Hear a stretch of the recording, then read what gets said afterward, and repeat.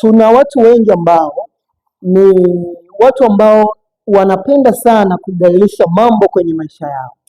Wameshatengeneza tabia ya ugairishaji sugu wa mambo mengi sana, hasa ya msingi kwenye maisha yao.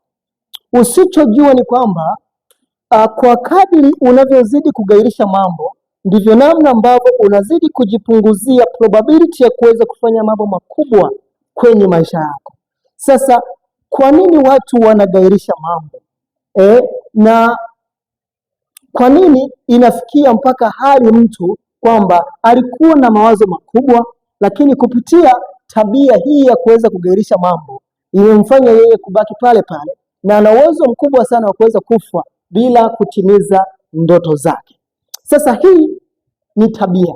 Kugairisha mambo huwa ni tabia, na tabia huwa inaanza kujengeka taratibu taratibu. Leo umegairisha kuweza kufanya kitu kidogo sana ambacho ungekuwa na uwezo wa kukifanya ndani ya sekunde mbili, lakini umegairisha. Usipotengeneza juhudi za ziada za kuweza kuzuia kugairisha jambo dogo, itakupelekea wewe uweze kupoteza nguvu ya kuweza kuhimili uwezo wa kuweza kuacha kugairisha jambo kubwa. Kwa hiyo unatakiwa kuacha tabia ya kuweza kugairisha mambo kwenye maisha yako.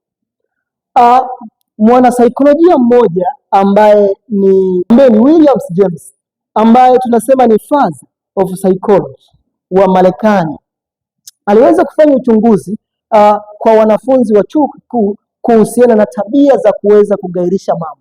Aliweza kuandika namba kwenye karatasi, namba 1 mpaka 10, na vile vile kugawa kwa watu ambao aidha ni wagairishaji sugu na wale ambao ugairishaji wao sio sugu. Aliwapa namba kubwa wale watu ambao wana ile tabia ya ugairishaji sugu. Alianza na namba 10 mpaka namba 1. Kwa hiyo alipokuwa anapunguza namba, ni kwa vile watu namna ambavyo wanazidi kupunguza ile tabia ya ugairishaji mambo. Kwa namba 1 ilichukuliwa na mtu ambaye ugairishaji wake wa mambo ulikuwa ni wa chini sana, lakini namba 10 ilichukuliwa na mtu ambaye ugairishaji wake wa mambo ulikuwa katika hali ya juu sana. Na alifanya uchunguzi huu kwa kuangalia vitu vitatu. Kitu cha kwanza, aliangalia afya zao. Afya za hao watu. Vile vile aliangalia ufaulu wao darasani.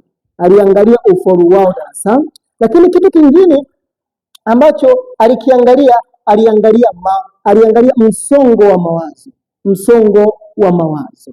Baada ya muda kidogo, baada ya miaka 2, akarudi kuja kuangalia hawa watu ambao aliwafanyia huu uchunguzi. Akabaini kwamba wale wote ambao wamechukua namba kubwa kuanzia 8 na kuendelea, wale ambao walikuwa na zile tabia za ugairishaji sugu, afya zao zilionekana kuzorota sana. Kwa nini afya zilizorota?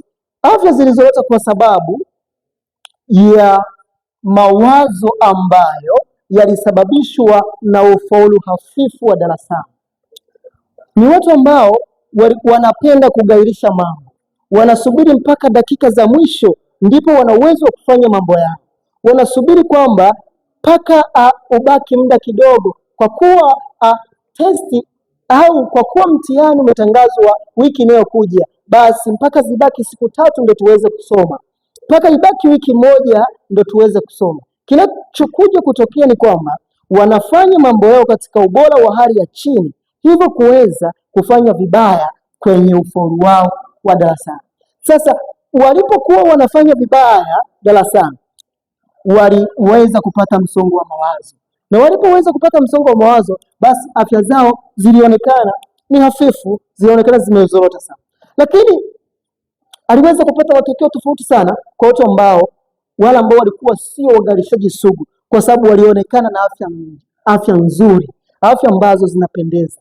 Na haya yote ni kwa sababu ufaulu wao wa darasani ulikuwa ni wa hali ya juu, hivyo kupelekea wao kutengeneza afya ambazo ni njema. Kwa hata wewe vile vile unatakiwa uweze kunielewa kama una hii tabia ya kuweza kugairisha mambo. Ni wengi ambao hii tabia imeweza kuwazika. Walikuwa na vision, walikuwa na mambo ambayo wangeweza kuyafanya aidha kuanzisha biashara fulani au kuanza kufanya biashara. Umepata wazo la biashara, rafiki yako wa msingi ameweza kushare na wewe idea nzuri ambayo unaweza kuifanya ikakuzalishia pesa, lakini tabia ya kugairisha imekulamba, imeweza kukuchukua wewe na umeshindwa kuweza kupata maamuzi ya mwisho ambayo ya kuanza hiyo biashara. Kwa tabia ya kugairisha mambo unatakiwa uiache mara moja. Watu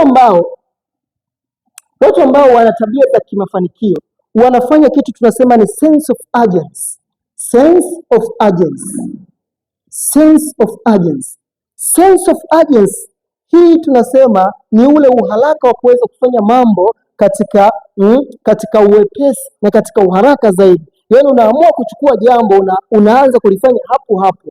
Na huu msemo unaendana na msemo wa Kiswahili wa kwamba kinachowezekana leo kisingoje kesho. Kwa hiyo ndio tunasema ni sense of urgency. Kama wewe umepata idea nzuri ya kufanya, kama wewe umepata wazo zuri, kitu fulani unataka uanze kukifanya kwenye maisha yako, anza mara moja. Usiweze kugairisha mara moja. Na leo hii tusingekuwa tunamjua bwana Steve Jobs kwa sababu angegairisha kupiga simu kwenda kwenye kampuni la Hewlett. Bwana Steve Jobs ni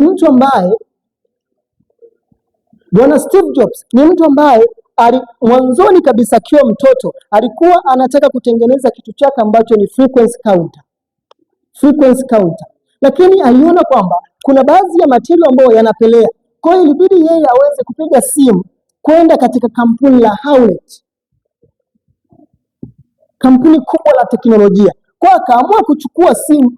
Kipindi hiki alikuwa ni mdogo sana, zaidi ya miaka 15. Akapiga simu moja kwa moja kwenda kwenye kampuni ambayo anahisi kwamba yeye litamsaidia material ambayo yatamfanya yeye aweze kumalizia project yake ya kutengeneza frequency counter. Na alipopiga simu hiyo simu moja iliweza kumzalishia yeye maelfu na maelfu ya fursa, kwa sababu baada ya hapo aliweza kuchukuliwa na mmiliki wa hili kampuni la Hewlett, bwana Bill Hewlett, na kuanza kumlipa kupitia hii idea ambayo alikuwa anaifanya kwenye maisha yake.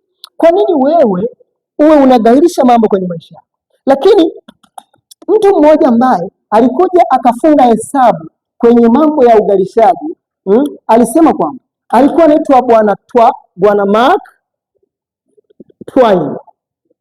Bwana Mark Twain aliweza kusema kwamba baada ya miaka 20 leo utajilaumu zaidi kwa mambo ambayo hukuyafanya kuliko mambo ambayo hujayafanya kwenye maisha yako.